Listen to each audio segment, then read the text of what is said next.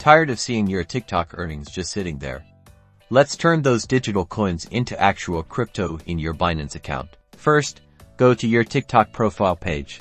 See your balance. Tap the withdraw button right next to it. Now, you might be thinking, where's Binance? Unfortunately, TikTok doesn't directly allow withdrawals to Binance. We'll use a middleman, your bank account. Select the option to withdraw to your linked bank account. If you haven't linked your bank account yet, you'll need to set that up first. TikTok will guide you through the process. Enter the amount you want to withdraw. Make sure it's within the allowed withdrawal limits shown on the screen. Review all the details carefully on the confirmation page. Double-check the amount and the linked bank account are correct. Once confirmed, the funds will be transferred to your bank account. This usually takes a few business days. Now, open your Binance app and navigate to the deposit section.